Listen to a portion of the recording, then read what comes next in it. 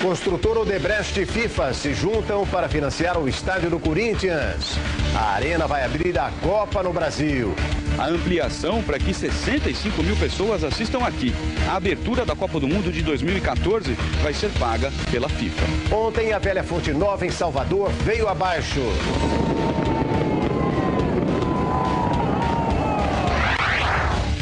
Sem municípios em estado de emergência em Minas. É a seca. 140 mil cabeças de gado morreram de fome. Perdendo força e cada dia que passa perde mais força. O crime chega a Vinhedo. Até então tranquilo reduto de classe alta em São Paulo. Aposentada é assassinada em condomínio de luxo durante assalto. A segurança que a gente tem não é a segurança, é a droga. É isso que tá aí, ó. Tá acabando com a gente, tá acabando com todo mundo. E ninguém faz nada por isso. Em Brasília, a menina que caiu do 6º andar e sobreviveu. Em Porto Alegre, sequência de assaltos nas joalherias dos shoppings. Segundo a polícia, os assaltos foram cometidos pela mesma quadrilha que trocou os roubos a bancos pelos ataques a joalherias.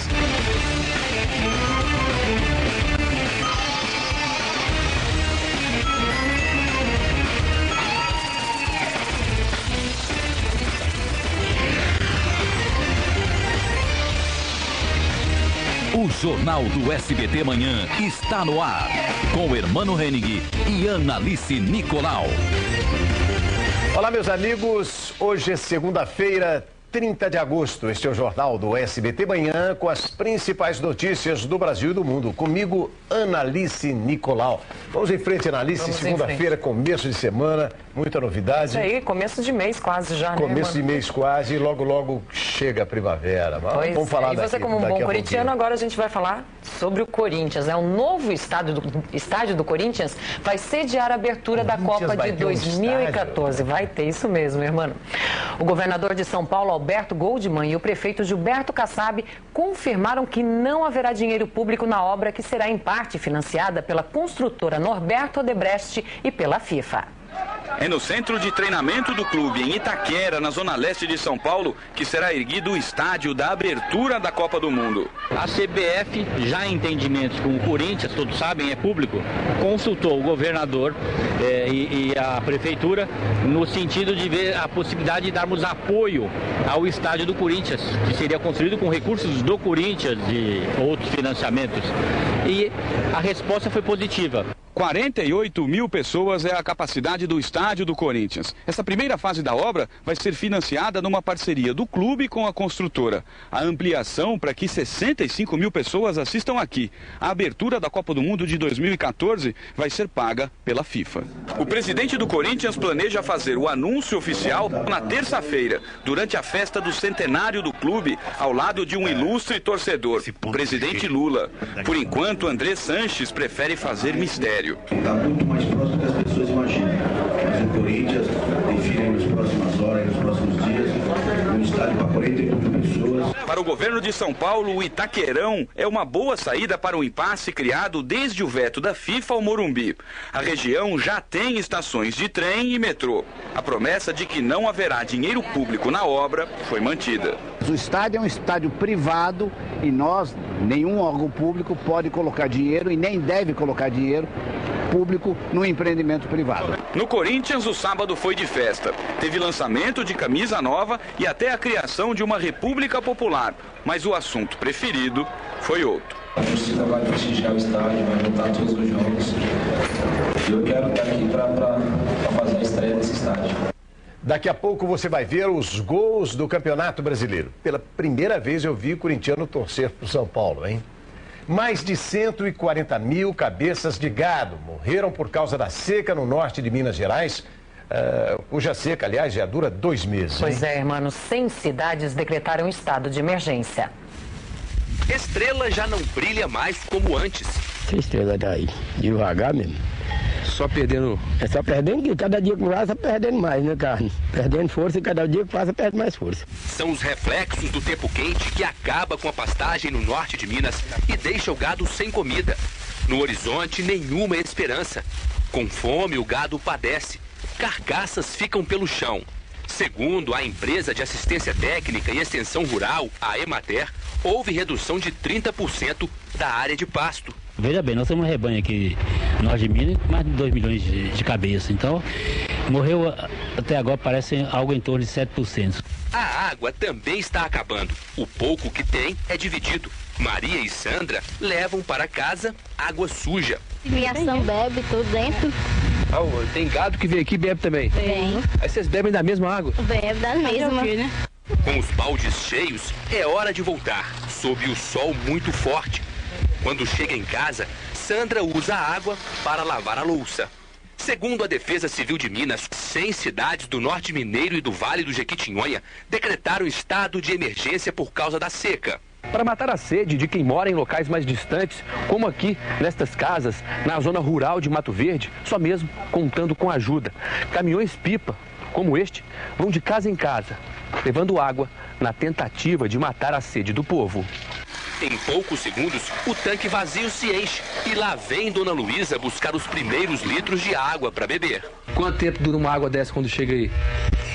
Por causa que a caixinha é pequena, é 4, 5 dias.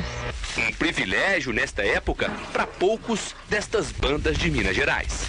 Coisa mais triste é ver que eu tenho morrido de fome cedo, né?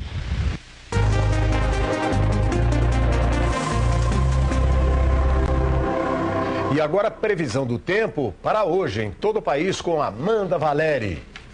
Bom dia, Amanda. Bom dia, Hermano. Bom dia, Nadir. Ó, tem uma coisa que eu quero dizer aqui hoje a respeito do tempo. A gente viu a reportagem aí, não é?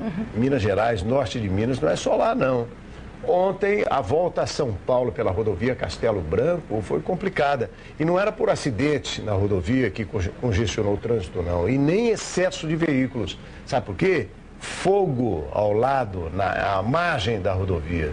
É uma coisa muito séria. Essa fumaça, o trânsito foi congestionado, congestionamento gigantesco na Castelo Branco, a principal rodovia do estado, né? E o tempo continua assim. E Amanda, e quando esse tempo seco vai embora, hein? Previsão, segundo a previsão, só daqui 2 semanas vai chegar. Um dia vai embora. A primavera está chegando. Não vamos desanimar. Final de setembro, primavera, dia 23. E vamos, mas, por enquanto, e vamos para a previsão de hoje, então. Vamos lá. Quem vive em Santa Catarina, Paraná, São Paulo e Rio de Janeiro vai respirar um pouco melhor hoje. A umidade do ar aumenta, o calor diminui, mas nada de chuva por enquanto. No resto do país, tempo aberto e seco. Veja os detalhes no mapa. A umidade do ar continua com valores críticos na maior parte do Brasil. No norte, dia nublado entre o Amazonas e o Acre. Pancadas isoladas nos 2 estados. Máxima de 32 graus em Belém. Chuva fraca e isolada no litoral do Nordeste. Máxima de 27 graus em Salvador e de 31 em São Luís. No centro-oeste, nada muda. Muito calor e tempo seco nos estados. As temperaturas chegam aos 39 graus em Cuiabá e aos 34 em Campo Grande. Uma frente fria que avança pelo oceano melhora o ar na região sudeste, principalmente em São Paulo e no Rio, mas nada de chuva. A capital paulista terá 27 graus e a capital fluminense 28. No sul, pancadas apenas na fronteira do Rio Grande do Sul com o Uruguai. Não há previsão de frio intenso nos estados. Máxima de 17 graus em Porto Alegre e de 21 em Florianópolis. E veja ainda hoje aqui no Jornal do SBT Manhã. Dilma Rousseff, 24 pontos na frente. Em São Paulo, o Alckmin continua na ponta. São os números do Ibope. Os gols do Campeonato Brasileiro. Reencontro da torcida corintiana com Ronaldo. A implosão da Fonte Nova em Salvador. No lugar será construído o estádio para a Copa do Mundo de 2014.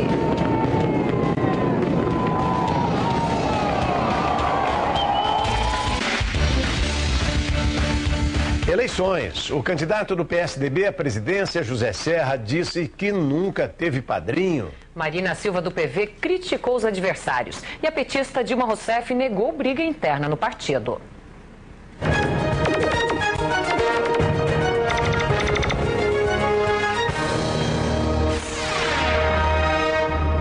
A candidata do PT, Dilma Rousseff, convocou jornalistas para falar da proposta de inclusão digital, mas não escapou de perguntas sobre a disputa de cargos caso ela vença a eleição. Dilma negou que exista uma briga interna entre José Dirceu e Antônio Palocci por cadeiras estratégicas, como a da Casa Civil e a do Ministério da Fazenda.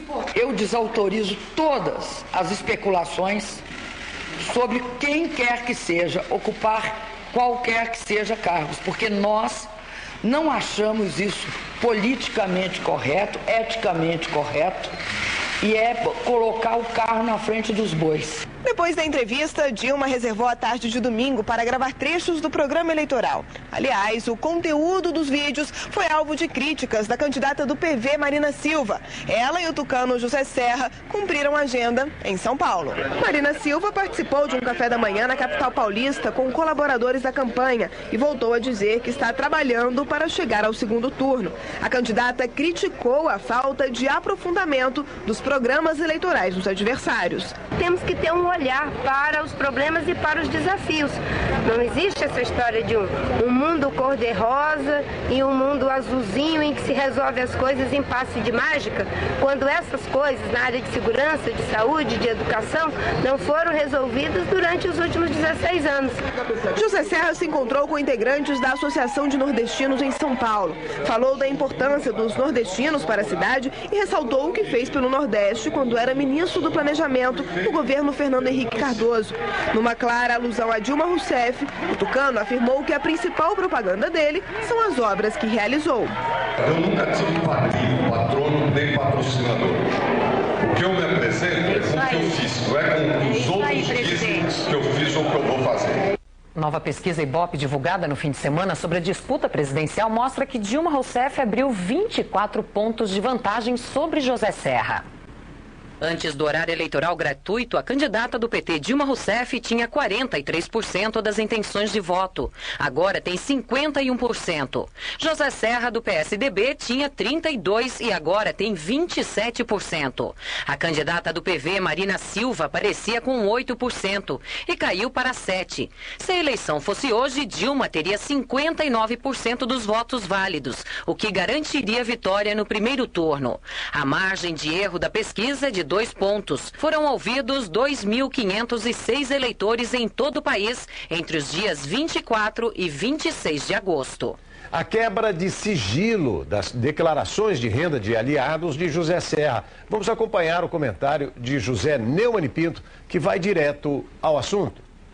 Irmão, tem uma coisa que eu não entendo. Foi cometido um crime terrível contra um cidadão, ou melhor, contra 4 cidadãos, além do Eduardo Jorge, mais 3. É a quebra do sigilo do seu imposto de renda. Foi feito por um ou vários funcionários da Receita. Por que é que não se revela logo quem fez? Quem está sendo protegido por essa informação? Uma coisa eu garanto. Os candidatos apoiados pelo presidente é que não são, porque pior do que esse crime é a insensibilidade geral em torno dele, inclusive no meio da população. Eu acredito, Hermano, posso estar enganado, mas acredito que seja quem for que tenha quebrado o sigilo, ao ser revelado, não prejudicará em nada a candidatura nenhuma, nem ajudará em nada a candidatura nenhuma. Então revela logo, ora. José Neumann Pinto. Direto ao assunto. O governo do Chile vai enviar aos mineiros presos a 700 metros de profundidade videogames, DVDs e aparelhos de música MP3 para evitar problemas com a depressão. Um novo plano poderá ajudar a resgatar os operários até outubro. Segundo o jornal chileno La Terceira, o prazo de 4 meses previsto inicialmente poderá mudar. A máquina que fará a perfuração das pedras começou a ser montada ao lado da mina. A equipe de resgate deverá orientar os mineiros nos próximos dias a subir cerca de 300 metros para um outro refúgio. Os médicos divulgaram que 5 mineiros apresentaram sinais de depressão e já foram medicados. O SBT Repórter desta noite mostra a vida no fundo do mar. O trabalho em equipe é o segredo da sobrevivência nos oceanos. Vamos conhecer os pequenos peixes que nadam em cardumes para confundir os predadores. Tubarões azuis, sardinhas, por que se alimentam juntos? A incrível comunicação dos golfinhos e a fiel companheira de viagem da arraia. Hoje às 11h30 da noite no SBT Repórter. E veja ainda hoje aqui no Jornal do SBT Manhã. Bandidos invadem condomínio de luxo em Vinhedo e matam para roubar. As joalherias assaltadas em Porto Alegre. O reencontro da torcida do Corinthians com Ronaldo. O time venceu o Vitória e o São Paulo empatou com o Fluminense. Quem disse que pessoas com insuficiência cardíaca não podem fazer exercícios? Pois é, irmão, movimentar o corpo com orientação médica pode aumentar em 30% a capacidade física dos pacientes, segundo estudo do Hospital do Coração em São Paulo. Parece uma academia, mas só parece. Estamos no Hospital do Coração em São Paulo, é onde Sérgio treina 2 horas, 2 vezes por semana. Ele trabalha braços, pernas, mas a prioridade aqui são outros músculos. A minha capacidade pulmonar era de 70%, nesses 3 meses evoluiu para 93%. É o que faz também este outro instrumento, parecido com uma flauta. O paciente puxa o ar por aqui, aqui ele coloca a boca, ele faz uma força contra uma resistência para treinar esses músculos que auxiliam a respiração e que estão fracos. O cardiologista e também médico do esporte comprovou: fazer exercícios aumenta em 30% a capacidade física de quase metade dos pacientes com alguma fragilidade no coração. O sedentarismo é só uma das causas de doenças cardíacas e a dificuldade para respirar apenas uma das complicações. A insuficiência respiratória algumas vezes é provocada pela fraqueza dos músculos entre a costela e o diafragma. Os sintomas mais comuns: pernas inchadas, corpo cansado.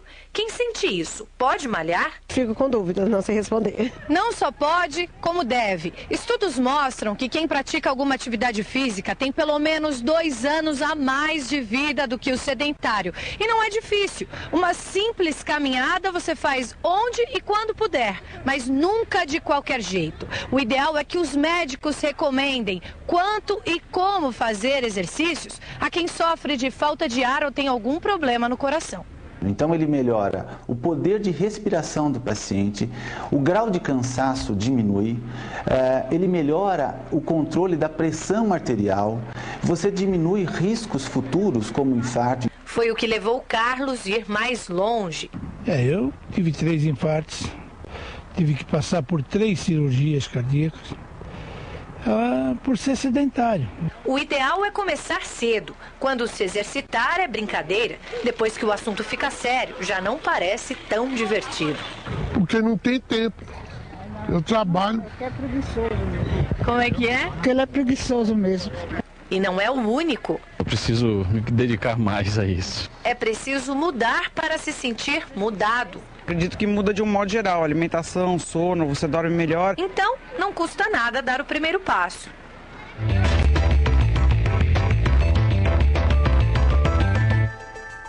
Começam hoje as inscrições para a Secretaria Municipal de Educação do Rio de Janeiro. São 100 vagas para agente educador. 5% estão reservadas a deficientes. Os candidatos devem ter nível fundamental completo. O salário é de R$ 560. As inscrições devem ser feitas até 2 de setembro, quinta-feira, pelo site concursos.rio.rj.gov.br.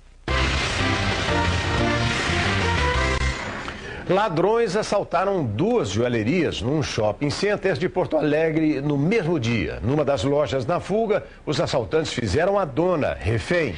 Foi o 5º assalto às joalherias em 40 dias na região metropolitana de Porto Alegre. Em pouco mais de um mês, foram 2 assaltos nesta mesma loja. Dentro de um dos carros dos bandidos, a polícia encontrou um rádio na frequência usada pelos seguranças do shopping center. Quer ver? Vamos aqui descer pra rede aí, vamos... O assalto aconteceu com o shopping cheio. Os 6 assaltantes entraram armados na joalheria, renderam funcionários e clientes e assaltaram o cofre. Na saída, eles levaram a dona da loja como refém até o carro. Na tentativa de fuga, se depararam com 2 vigilantes e renderam os 2 vigilantes, levaram o armamento e 2 rádios de comunicação. Em 40 dias, foi o 5º ataque a joalherias da região metropolitana de Porto Alegre. Na última quinta-feira, 5 homens assaltaram esta loja num shopping na zona norte da cidade. Na mesma região, bandidos roubaram R$100 mil em joias. Nesta loja em Canoas, os criminosos levaram 55 relógios, além de pingentes e peças de ouro. Segundo a polícia, os assaltos foram cometidos pela mesma quadrilha que trocou os roubos a bancos pelos ataques a joalherias. Um negócio mais lucrativo e menos arriscado. 3 criminosos já foram identificados e tiveram a prisão decretada. Menos segurança e rotas de fuga mais acessíveis levaram também quadrilhas a assaltar joalherias famosas em shoppings de São Paulo e Rio de Janeiro este ano. Nós acreditamos que esteja ocorrendo essa migração e uma diminuição na ocorrência bancária, uma vez que há uma logística toda que os bancos se preparam e criaram, né, no que se refere à segurança. E agora vamos ao destaque do Rio de Janeiro com Luiz Bate. Bom dia, Bate. Bom dia, mano. Olha, o destaque aqui do Rio de Janeiro é a ação de bandidos que estão tirando o sono de moradores de Caraí, em Niterói, na região metropolitana. Nós temos aqui debatido muito esse assunto porque essa é uma região tão importante e bonita do estado do Rio que não pode ficar entregue a esses criminosos, não é? Temos inclusive o flagrante de um roubo num posto de gasolina que já foi assaltado mais de 20 vezes em 3 anos. Olha só, a quadrilha chega, estaciona o carro livremente, tranquilamente e leva tudo o que vê pela frente dentro também do escritório deste posto de gasolina. A polícia diz que vai reforçar o policiamento por lá, viu, irmão? Eu volto agora com você aí em São Paulo. Valeu, Bate. O oficial da PM que investigava a corrupção de policiais no caso do atropelamento do filho da atriz Cissa Guimarães, aí no Rio também, foi preso por roubar cabos de telefone. Veja que notícia. O comandante da PM do Rio já iniciou o processo de expulsão do capitão Lauro Catarino. O capitão Lauro Catarino está detido nesse batalhão. O comandante da Polícia Militar já pediu a expulsão dele. O oficial e outro capitão foram presos dando cobertura a uma quadrilha especializada em furto de cabos telefônicos. Outras 10 pessoas foram presas, entre elas funcionários terceirizados de companhias telefônicas. A ação dos bandidos demorava a levantar suspeitas. Com exceção dos PMs, os criminosos usavam uniformes e equipamentos. Para retirar os cabos, o bando simulava um serviço oficial de manutenção. Segundo as investigações, a quadrilha era a maior do estado e faturava cerca de R$300 mil por mês com a venda dos cabos. A quantia diária subtraída, já que esses cabos eram revendidos, era equivalente a de 10 a 15 mil reais. A prisão em flagrante dos oficiais foi mais um desgaste na imagem da Polícia Militar. Mas o escândalo ficou maior ainda com a descoberta da função que o capitão Lauro Catarino exercia dentro da PM. O capitão Catarino trabalhava aqui na auditoria militar que existe justamente para julgar PMs suspeitos de cometerem crimes.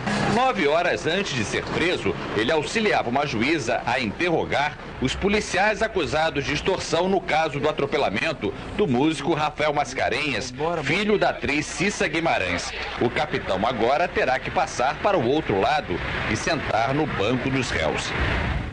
Uma diretora de colégio aposentada foi assassinada durante um assalto num condomínio de luxo em Vinhedo, a poucos quilômetros de São Paulo. Os bandidos fizeram ela e a filha adolescente reféns e, antes de atirar na mulher, perguntaram qual das duas deveria morrer.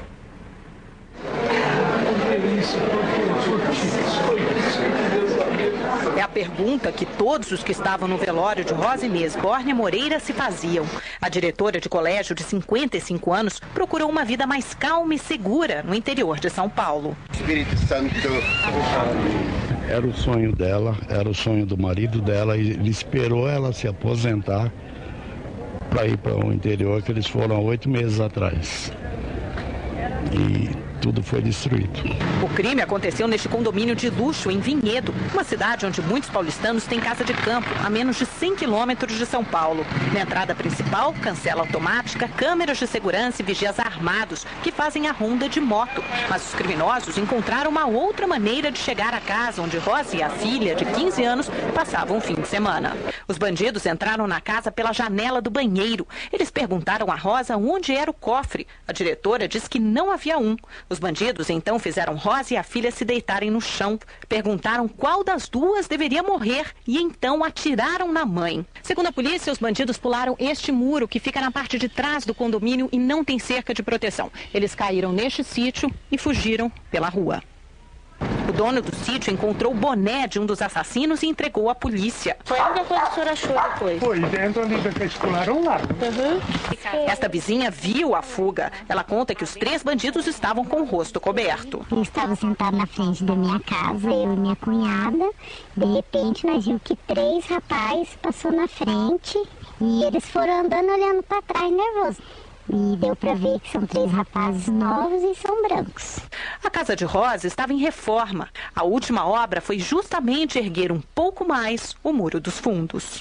Que segurança que a gente tem, não é a segurança, é a droga, é isso que tá aí, ó, tá acabando com a gente, tá acabando com todo mundo. E ninguém faz nada por isso.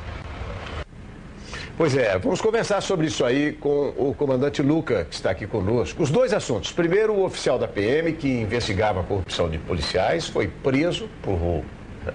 E o segundo caso, esse crime em Vinhedo. Bom dia, comandante. Bom dia, irmão. Bom dia, Analice. Bom dia, comandante. Como confiar na polícia, depois da gente ouvir uma história dessa, né? O policial, aliás, o oficial, não é?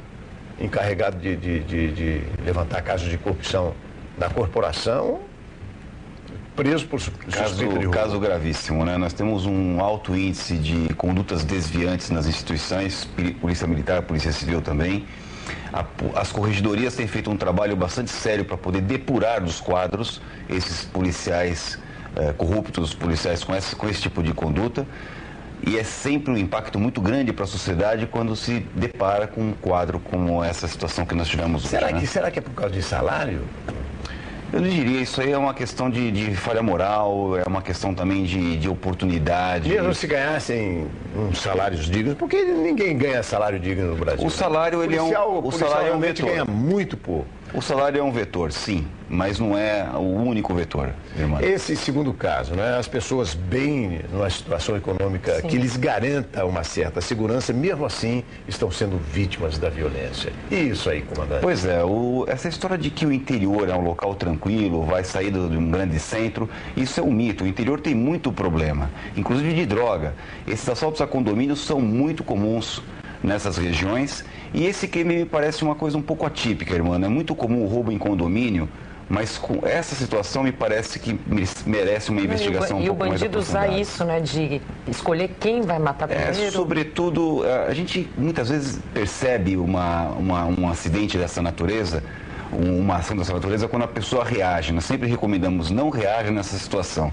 Mas do jeito que foi descrita a cena, onde as pessoas são colocadas deitadas e escolhe quem vai morrer... Pode ter droga por trás disso aí. Me parece alguma coisa que merece uma investigação melhor. Comandante, muito obrigado, hein? Obrigada, comandante. Até a próxima. Bom dia.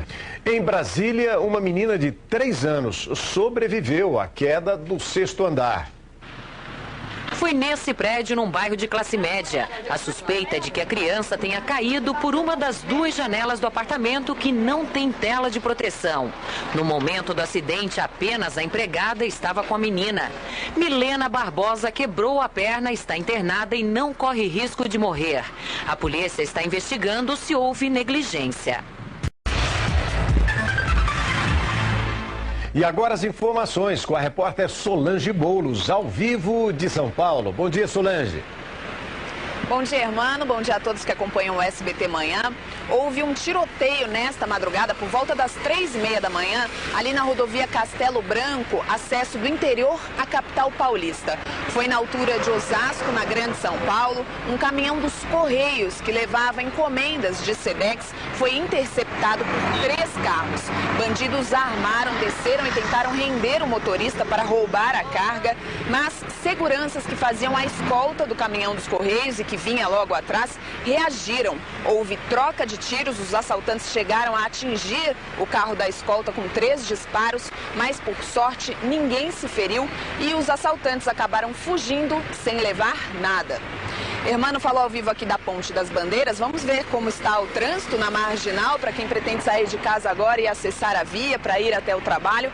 Sentido Castelo Branco, o trânsito já está bem intenso, viu? Principalmente na aproximação ali à Ponte da Casa Verde. O motorista já reduz um pouco a velocidade e a situação piora lá no trecho do Cebolão, altura da Ponte dos Remédios. Isso porque um caminhão está tombado por lá, uma carreta que levava bobinas está tombada na pista e isso já complica bem o trânsito.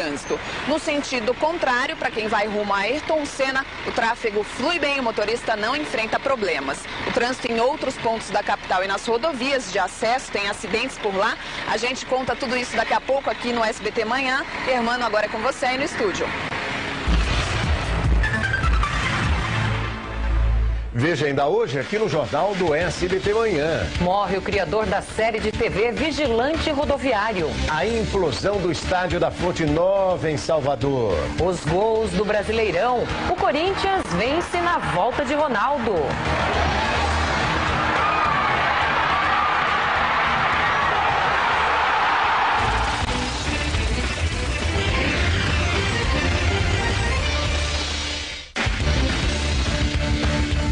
E agora Marcela Araújo vem aí com as notícias do Planeta VIP.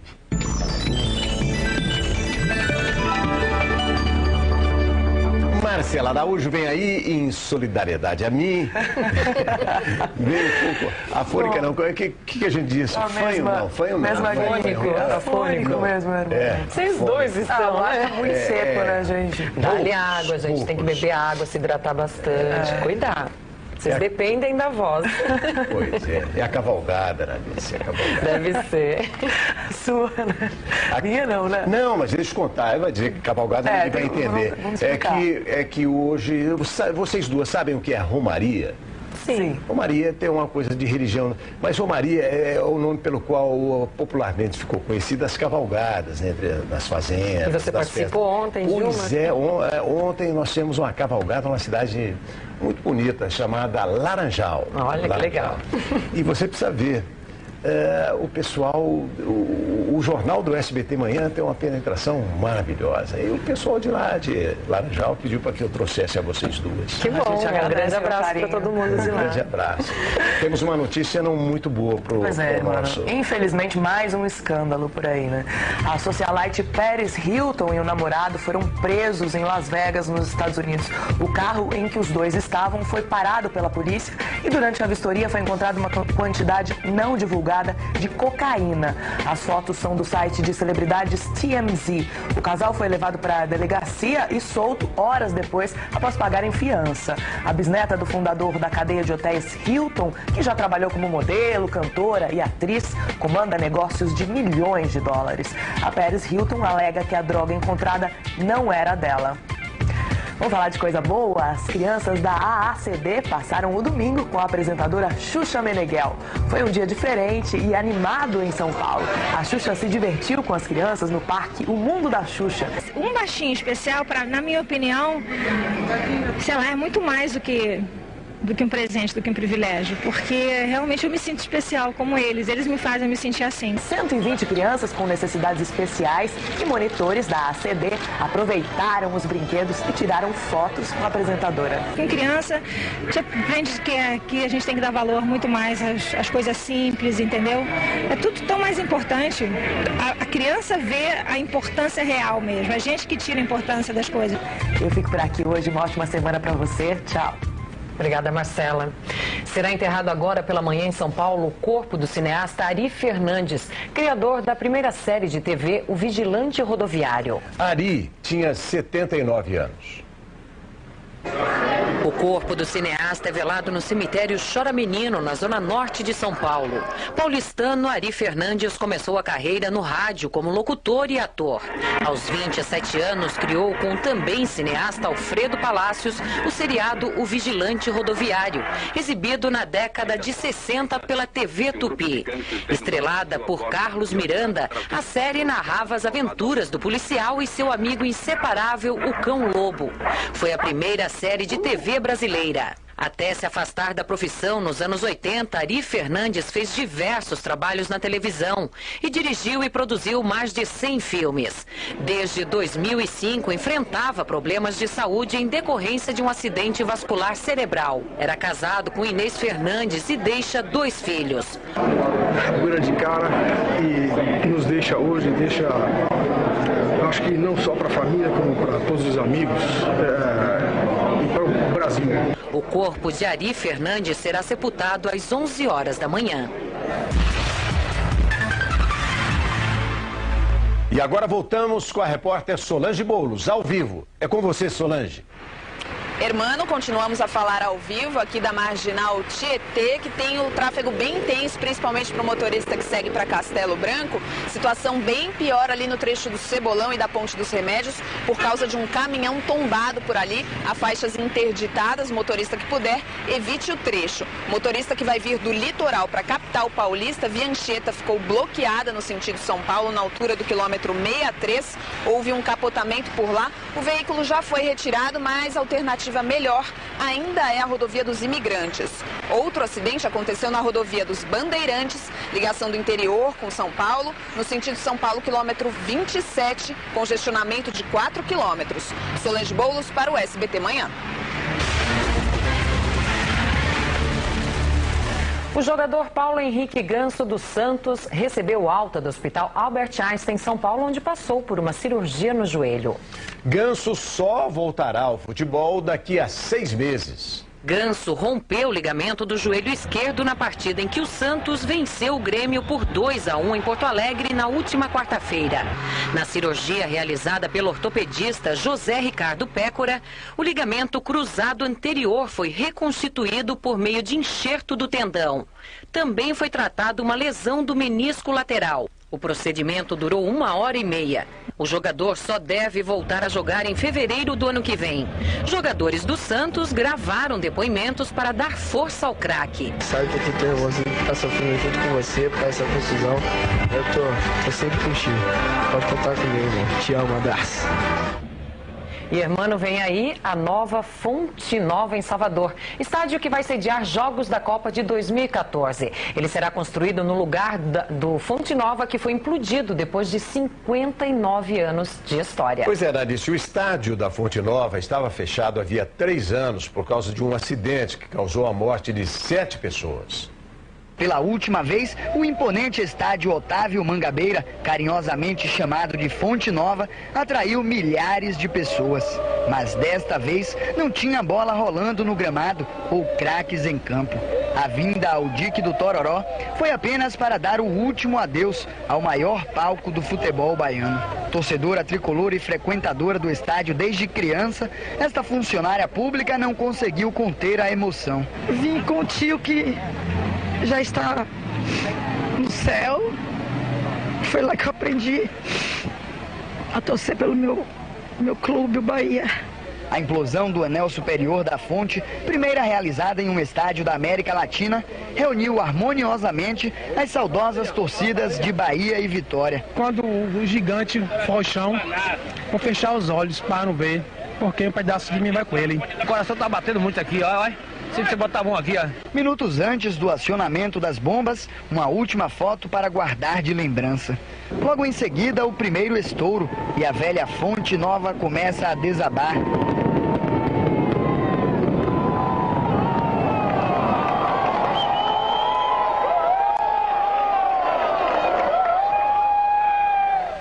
Segundos. Este foi o tempo que levou para a Fonte Nova tombar e se transformar em cerca de 29 mil metros cúbicos de concreto. Com o gigante do dique no chão, agora só resta aguardar os próximos passos. Fazer a reciclagem do material da implosão. Nós vamos passar por uma máquina para poder depois esse material ser reaproveitado, seja na nossa obra, seja em outras obras de infraestrutura na região de Salvador.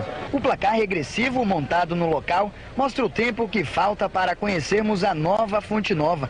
Enquanto não vem, os baianos administram a dor e a esperança da melhor forma que sabem fazer. Se precisou implodir, foi pensando em você depois de todos esses anos. Eu sou no rádio, na TV, na torcida baiana e aplaudir de pé. Vai ficar tudo novo na terra do axé. Durante a implosão, o ministro dos Esportes, Orlando Silva, se comprometeu em falar com o secretário-geral da FIFA, Jerome Valcke, sobre o interesse da Bahia em sediar a abertura da Copa. Pois é, Analice, nessa história da Fonte Nova, né? Falou-se em dique, o repórter falou em dique, mas o baiano é engraçado. O baiano imagina que o Brasil inteiro sabe, mas aquilo ali é o dique do Tororó. Você se lembra da música infantil? Fui no Tororó buscar água e não achei. Então é o dique do Tororó. Para o Brasil que não sabe, que é lá junto à Fonte Nova. Mas vamos em frente. Vamos em frente agora, o Campeonato Brasileiro. O Corinthians está a apenas 3 pontos da liderança. Mesmo com o empate, o Fluminense se mantém na ponta da tabela. Vamos aos gols. No Maracanã, Deco abriu o placar para o tricolor carioca. Rogério Ceni marcou para o São Paulo de falta. E Fernandão virou para o time paulista. No segundo tempo, Leandro Eusébio deixou tudo igual. 2 São Paulo, 2 Fluminense. O Guarani recebeu o Flamengo em Campinas. Já marcou para o time carioca. Giovani empatou aos 46 do segundo tempo. E um minuto depois, Reinaldo virou. 2-1 Guarani. No Ipatingão, Neto Berola marcou primeiro para o Atlético Mineiro. Marcos Assunção deixou tudo igual para o Palmeiras. E Kleber virou o jogo. Em Curitiba, o Atlético Paranaense abriu o placar ainda no primeiro tempo com Maicon Leite. Wilson deixou tudo igual. O Grêmio continua na zona de rebaixamento. Agora os gols do sábado. Mesmo com pênalti perdido de Neymar, o Santos venceu por 2-0 Goiás, lanterna do campeonato. Gols de Zé Eduardo e Alan Patrick. No Beira-Rio, o Inter interrompeu a série de 5 vitórias do Botafogo. Gol de Leandro Damião. Com a vitória, o time colorado entrou no G4. Em São Januário, Vasco e Cruzeiro. Zé Roberto fez o do Vasco. E Fernando marcou contra. 1-1, placar final. Em Fortaleza, o Washington abriu o placar para o Ceará aos 11 minutos do primeiro tempo. O Grêmio Prudente virou com 2 gols de Wesley.